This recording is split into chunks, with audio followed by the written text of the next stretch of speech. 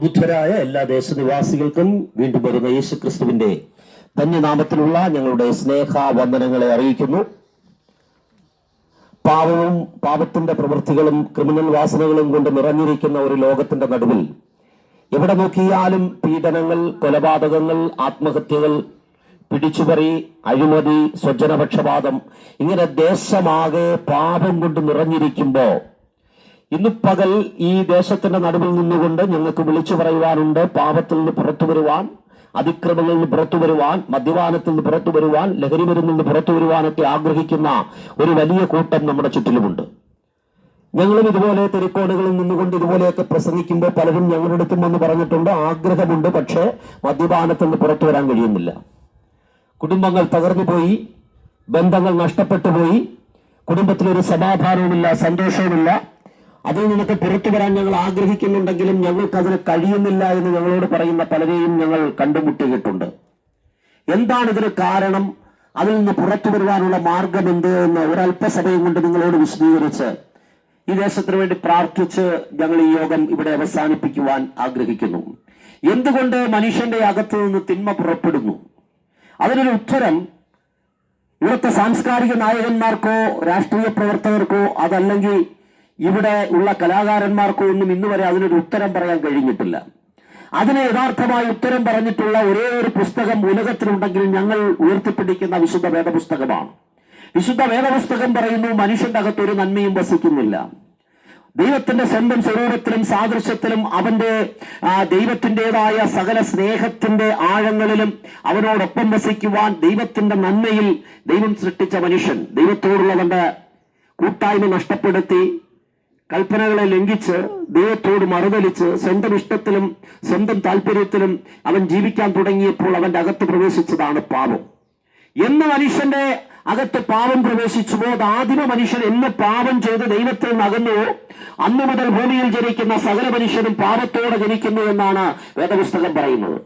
അവൻ ഏത് ജാതിയിൽപ്പെട്ടവനാകട്ടെ, ഏത് മതത്തിൽപ്പെട്ടവനാകട്ടെ, ഏത് സാമ്പത്തിക സ്ഥിതിയിലുള്ളവനാകട്ടെ, എത്ര വിദ്യാഭ്യാസമുള്ളവനാകട്ടെ, പക്ഷെ അവൻ ജനിക്കുന്നത് പാപത്തോടാണ്.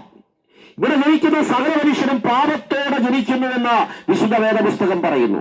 കള്ളം പറയാൻ ആർക്കും പ്രത്യേകിച്ച് ക്ലാസ്സൊന്നും എടുത്തു കൊടുക്കേണ്ട കാര്യമില്ല. മോഷ്ടിക്കാൻ പ്രത്യേകിച്ച് ആരെയും പഠിപ്പിക്കേണ്ട, ചീത്ത വിളിക്കാൻ ആരെയും പ്രത്യേകിച്ച് പഠിപ്പിക്കേണ്ട, മദ്യപിക്കാനോ പുകവലിക്കാനോ ഒന്നും പ്രത്യേകിച്ച് ആരുടെയും നിർബന്ധത്തിന്റെ ആവശ്യമില്ല. അവന്റെ അകത്ത് ഇൻബോണായി കിടക്കുകയാണ്.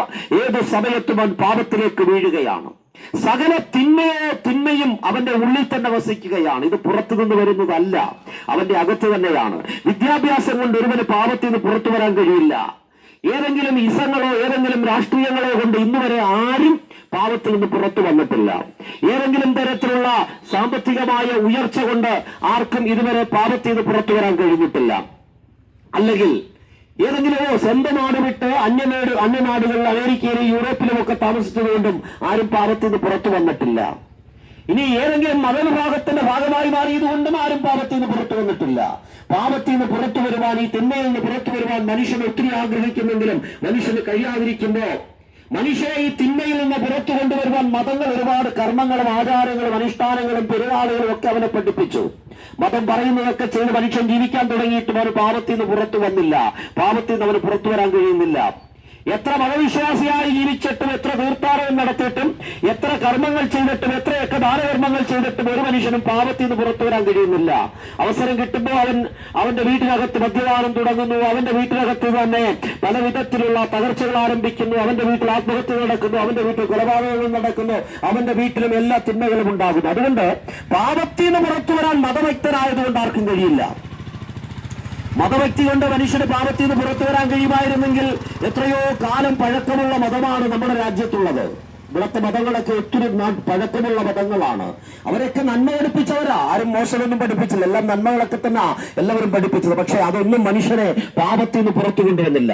എന്നാ മനുഷ്യനെ പാപത്തിൽ നിന്ന് പുറത്തു കൊണ്ടുവരുവാൻ മതങ്ങൾക്കോ രാഷ്ട്രീയങ്ങൾക്കോ അവന്റെ വിദ്യാഭ്യാസത്തിനോ അവന്റെ സാമ്പത്തിക സ്ഥിതിക്കോ ഒന്നും കഴിയാതിരിക്കുമ്പോ അവനെ പാപത്തിൽ നിന്ന് പുറത്തു കൊണ്ടുവരുവാൻ സ്വർഗം വിട്ട് താണഭൂമിയിലേക്ക് ഇറങ്ങി വന്ന ഒരുവനുണ്ട്.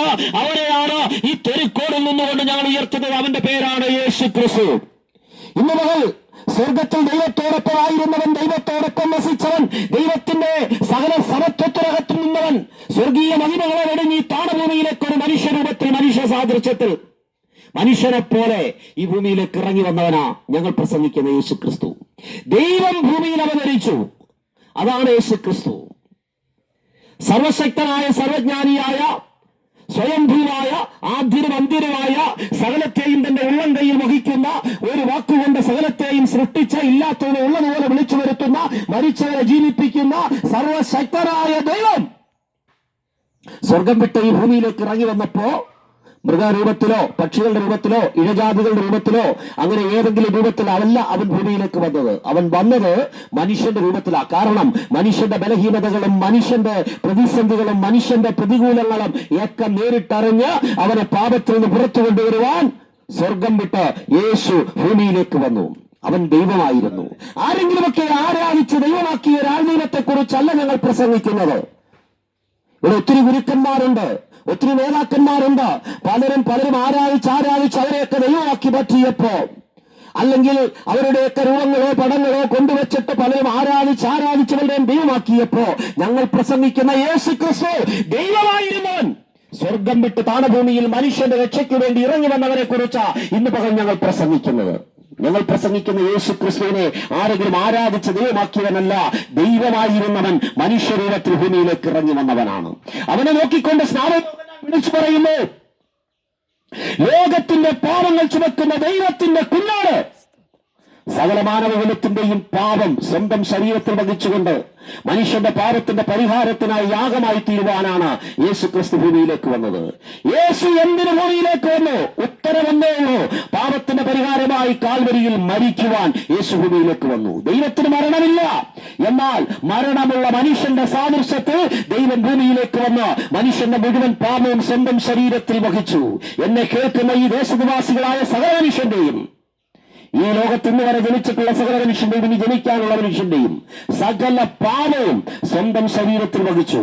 അങ്ങനെ സ്വന്തം ശരീരത്തിൽ വഹിച്ചുകൊണ്ട് മാനവകുലത്തിന്റെ പാപത്തിന്റെ പരിഹാരത്തിനായി യേശു എന്ന ദൈവകുഞ്ഞാണ് കാൽവരിയിൽ മാനവകുലത്തിന്റെ പാപത്തിന്റെ പരിഹാരത്തിനായി അകൃത്യയാഗമായി മാറി. യേശുവിന്റെ മരണം ഒരു കൊലപാതകമല്ല, ആത്മഹത്യയല്ല, അതല്ലെങ്കിൽ സ്വാഭാവിക മരണമല്ല. യേശുവിന്റെ മരണം ഒരു അകൃത്യയാഗമായിരുന്നു. മാനവകുലത്തിന്റെ പാപത്തിന്റെ പരിഹാരത്തിനായി കാൽവരിയിൽ അവൻ യാഗമായി തീർന്നു. ആ വിവരമാണ് ഞങ്ങൾ നിങ്ങളോട് വിളിച്ചു പറയുന്നത്.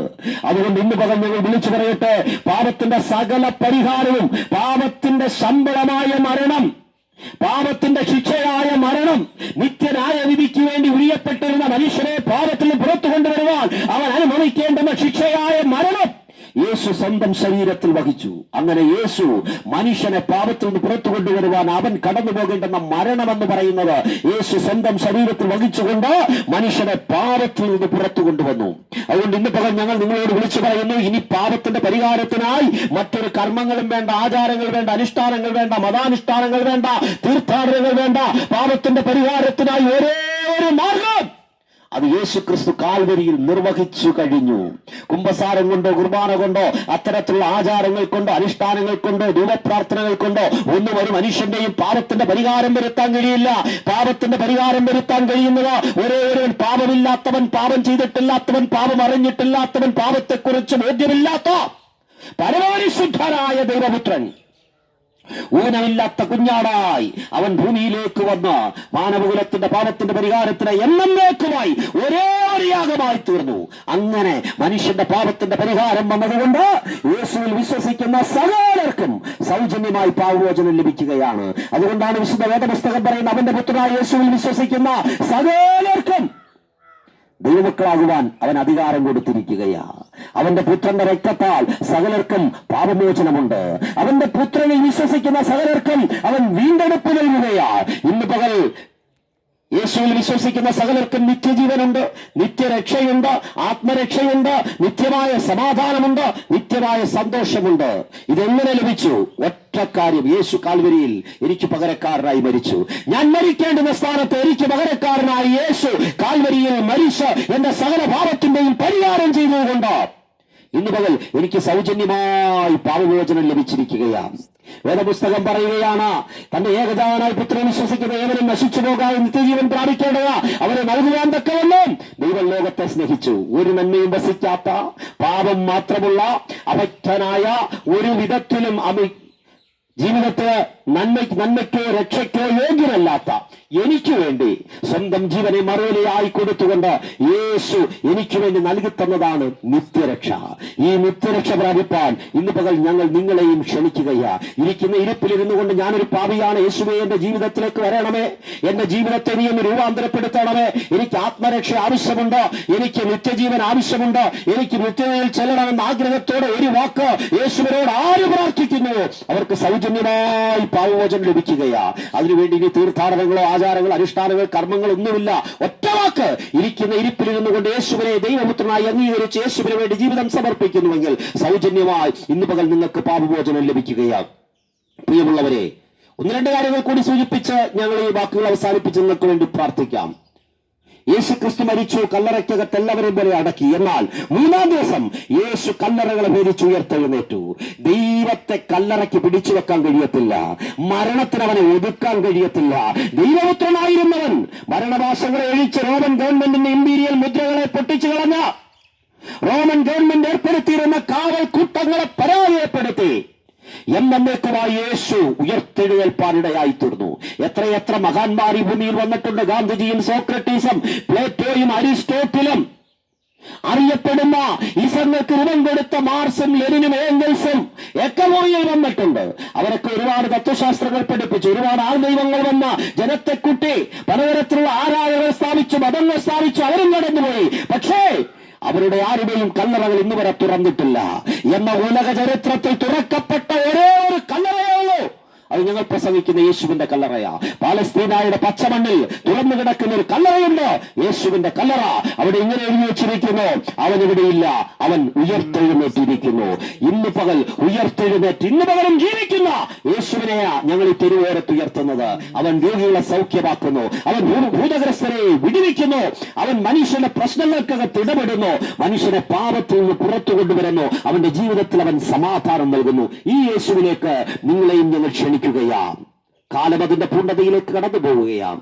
ഇതാകുന്നു സുപ്രസാദ കാലം, ഇതാകുന്നു രക്ഷാ ദിവസം. ഈ കൃപയുടെ വാതിലടയുന്നതിന് മുമ്പ്, ഈ ലോകത്തിന് ഒരവസാനമുണ്ടാകാൻ പോകുന്നു. അതിനു മുമ്പ്, അല്ലെങ്കിൽ നിങ്ങളുടെ മരണം നിങ്ങളെ തേടിയെത്തുന്നതിന് മുമ്പ്, എപ്പോഴാണ് നമ്മുടെ അവസാനമെന്ന് നമുക്കറിയത്തില്ല. അതിനു മുമ്പ് ഈ ക്രിസ്തുവിൽ വിശ്വസിച്ച് ആത്മരക്ഷ പ്രാപിച്ച് കൂട്ടായ്മ ആചരിച്ച് സ്നാനപ്പെട്ട് കർത്താവിനോട് ചേർന്ന് ജീവിപ്പാൻ നിങ്ങൾ തീരുമാനമെടുക്കാം. നിങ്ങൾക്ക് നിത്യജീവനിൽ പ്രവേശിപ്പാൻ കഴിയും, നിങ്ങൾക്ക് നിത്യമായ സന്തോഷം അനുഭവിക്കാൻ കഴിയും, നിത്യമായ ആനന്ദം അനുഭവിക്കാൻ കഴിയും.